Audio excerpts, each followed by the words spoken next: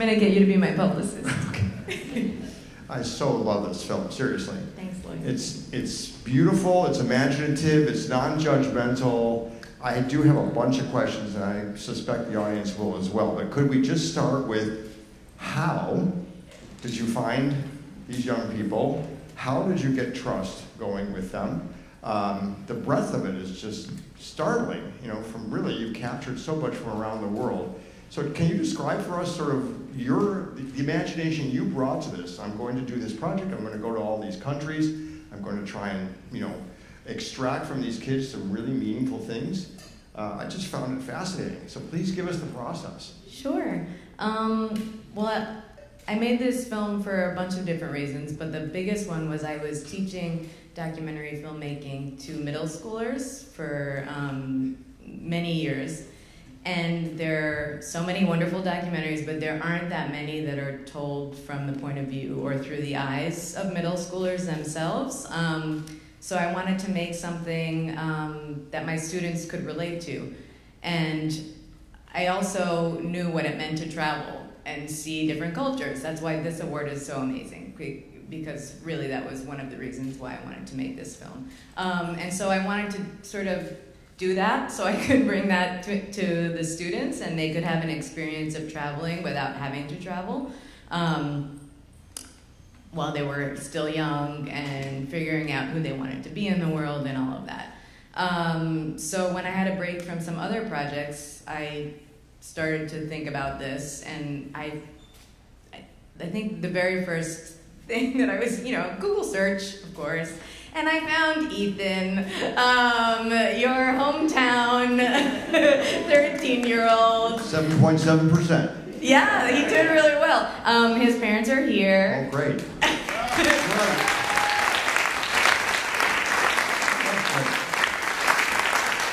And so it was in Bristol where I shot the first scene for this film. Everyone else we found in such different ways. My husband, who's also a co-producer on the film, who's over there, Alex.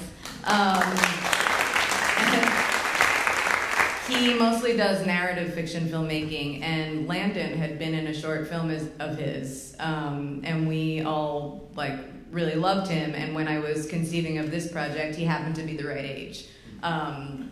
And it was really interesting actually getting to know him when he was younger too, working on Alex's film, because he was always talking about hunting, and I grew up in New York City. Alex is from Sydney, Australia. We don't know anything about guns or hunting or whatever. And you know, I had my own opinions. So it was really interesting for us to get to know him and hear from him, you know, what it meant to him, etc.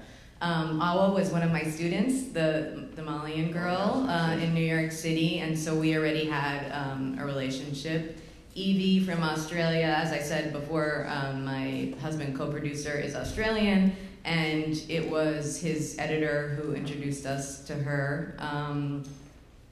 Everyone has their own story, really, but the beauty of this, or I guess it worked out to be beneficial in the end, was that we really didn't have that much money, so it took a really long time to make the film. And as we were making the film, we could think about what we had filmed.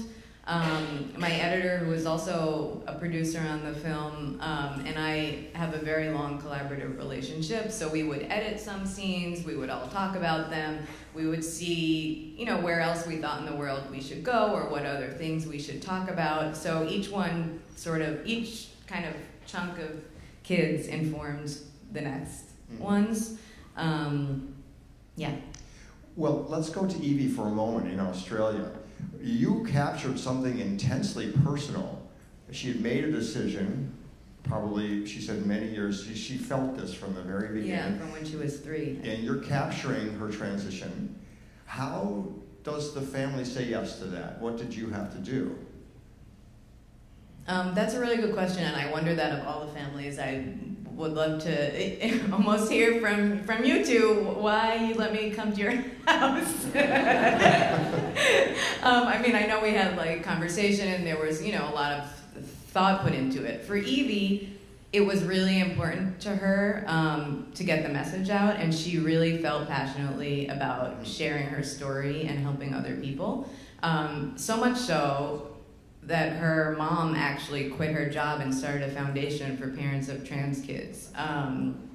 So they were really heavily invested. I mean, it's, as she said before, that her parents really came around when she was talking about, you know, she had suicidal thoughts, and when she was talking about that, her parents realized how serious she was, but for years they hadn't been taking her seriously. So for her, it was that she really felt passionately about that. I think for Oren, it was the same thing. Like, you know, he didn't know the depth of the anti-Semitism in his neighborhood and in France, I don't think, as much as his parents did, but for them it was really important, and I think they were, you know, just really embraced the idea of the project from the beginning. I mean, I think you guys liked the idea of the project from the beginning, too. So talk for a moment about the family in Mexico. The young woman is a boxer. Yes. And she's doing it sort of because she's inspired by her grandfather, who does, you acknowledge his death at the end of the film. I would just imagine that that is unusual to be, you know, to be that attached to boxing at such a young age, but she seemed very, very committed to it. Is there some follow-up? Have you, yes. Since the, can you talk about follow-up since you completed the film? Sure. She has an interesting story, actually. So she reconnected with her mom, who lives in New York, and she lives with her mom now. She moved to New York. Yeah, and she was training to be maybe on the U.S., I think it's the U.S. national team or something. She hurt her shoulder, so she's waiting to be better to go back to do more matches.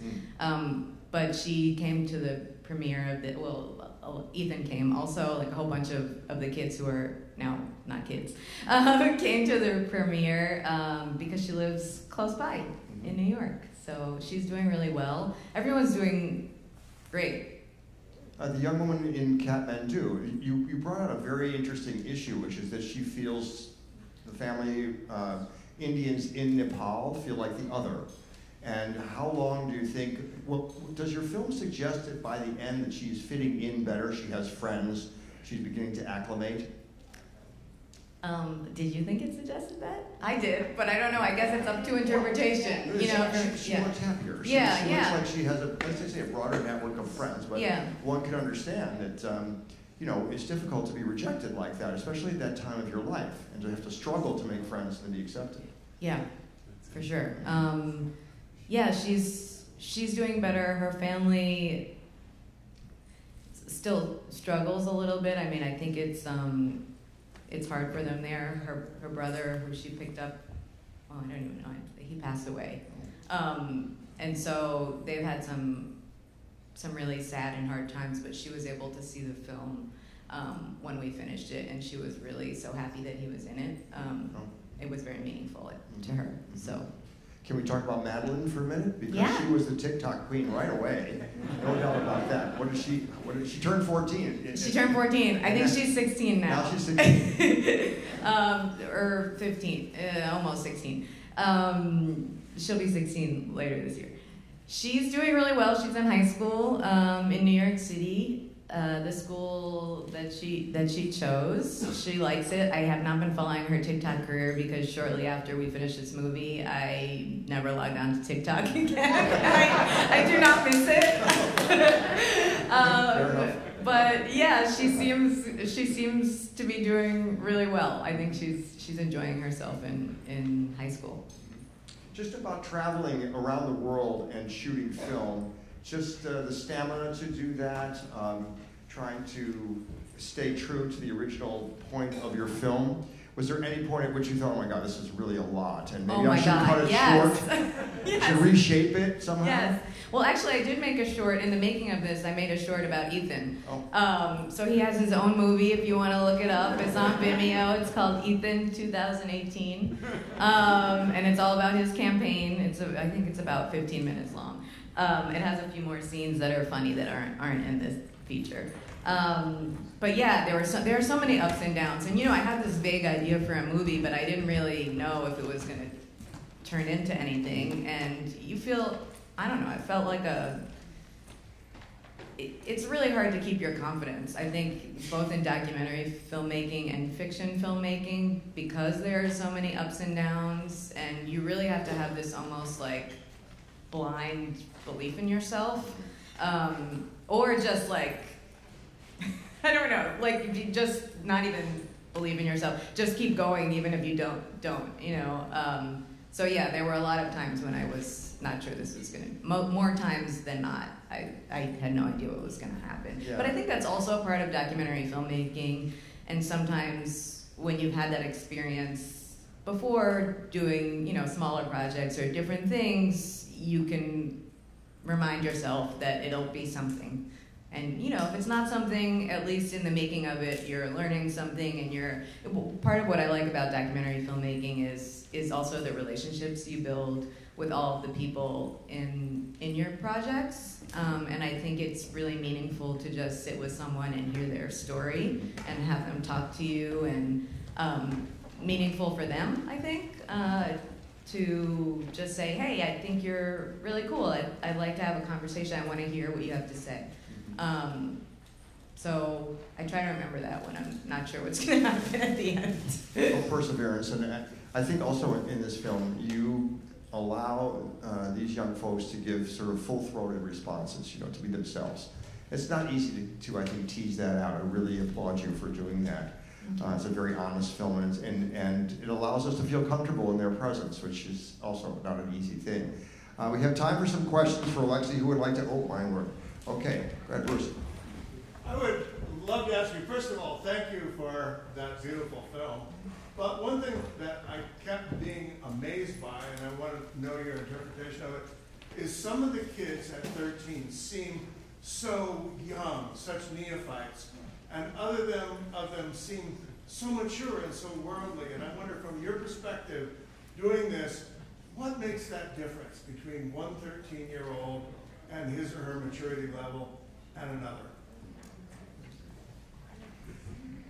I'm not sure what makes the difference, but I agree with you. I would say that for me, what I experienced was that they were all really young, but all really wise. And I think they just sort of showed, that came out in different ways for each kid, but they all really, like, sometimes would say something, and I'm like, oh my God, that's amazing. Yes, that's great. And then some, you know, I think Landon, when he's showing me the picture of his girlfriend and then he wants to show me the Legos, like, to me, that's just like so of that age, you know?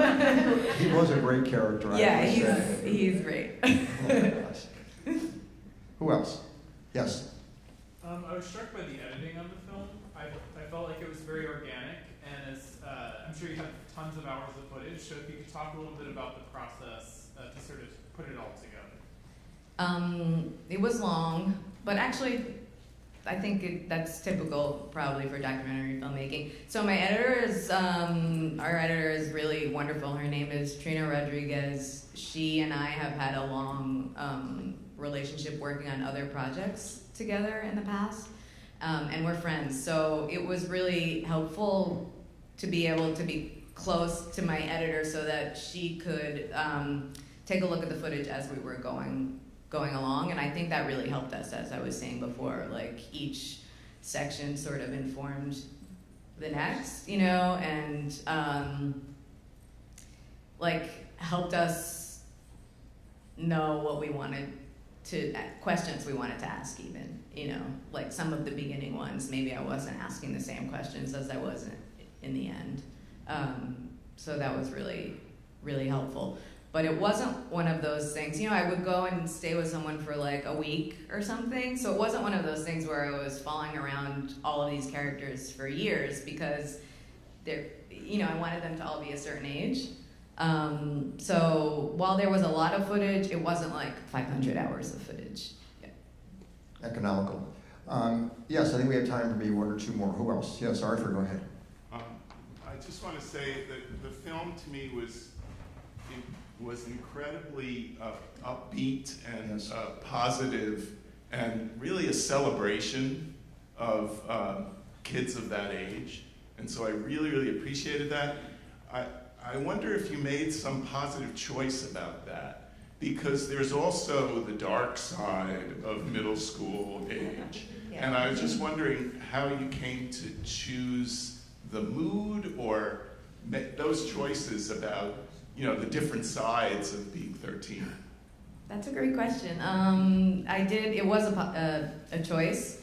I wanted, you know, in conceiving of the project, I wanted to make something that was celebratory of the age, and also there are plenty of negative things out there, I think, about young people, and I didn't really want to add to that. Not that I wanted it to be false in any sort of way, but I certainly wanted to make something that was more on the celebration side, I should say. So yes, we thought about that a lot.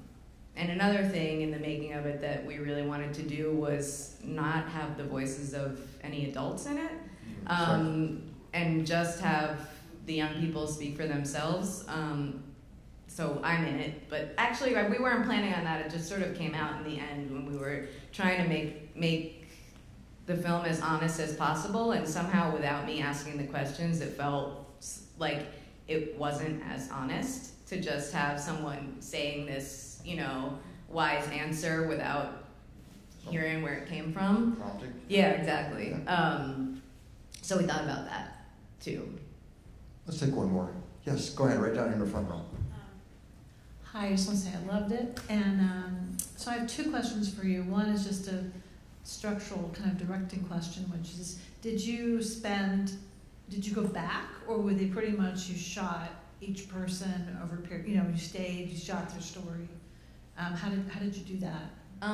So from most of them I did, no, I don't know, maybe half I went back. Like with Ethan, I went back for the election, but in the beginning I was here, we were not filming the election. And then there's another scene in the short, which you'll have to watch, that I also came back to film because he was doing an internship in Montpellier. I don't know how to pronounce it. Is that Montpellier? Yeah, okay. So we went to film there also. With Awa, she lived in New York City, and so I filmed with her a couple of different times too. I did not go back twice to Nepal because it was too expensive. And in Australia, I filmed with Evie once, but then I wanted to go back and film her going to the doctor and get this. So actually, I didn't film that. That was one of there were very few little things that I didn't film. And the scene at the doctor was one of them. And for Landon, that was all done in a week. But again, you know, we knew him ahead of time, so we had some sort of relationship with him. France, I was only there once. Yeah. And I just wanted to thank you because there's so many depressing things going on in the world right now, and it was, for me, it was a celebration of life. Yes. You know, the positive side of humanity. It was really beautiful. Yeah. Thank you. I'm glad you felt that way. Can you tell us where, for those who aren't here today, where they might see the film, either currently or in the future, if there's a distribution deal? Yes. Go ahead. We have 2 distribution deals. One is a non-theatrical distributor, which does educational sales, and also they're pitching it to streamers. Fingers crossed, something happens there. So they're going to be pitching it to universities and schools starting this fall. So if anyone knows anyone who might be interested, I can put you in touch. You know, I'd love to bring it to Vermont. Since we have a Vermonter in the film. And then we have another distributor who's based in London, and they had us trim the film down to 60 minutes, and yes. It was terrible. To sell it internationally, but also the feature, they're going to put this length out on around Christmas time on iTunes and Amazon and all that stuff. Basically pay-per-view. Yeah. Coming Christmas time. Yeah. And hopefully streaming around then too, but I don't know what's happening with that yet. Well, I know many of you are heading out to the next event. That would include me. The Vermont Symphony Orchestra will be performing a couple of our winners from last year, along with, of course, the films will be screened at the same time. This year it's going to be at Wilson Hall, not Mahaney Art Center, because they're working on the roof there. But Wilson Hall is in the McCullough Student Center. We have a sail flag out in front of that, and you are allowed to park today in what's called Old Chapel Road, which it spans the campus. So if that's your interest, you should head out now in just a moment. We'll have a filmmakers only champagne reception at 5 o'clock for filmmakers who are here. And then our happy hour for everybody else will be at Shiretown Marketplace on College Street. We'll be back up at 7:15 on 4 screens, and our evening party tonight is an American Flatbread. So enjoy all that's going on. Thank you for coming. Thank you for coming to see Alexis Neophytides.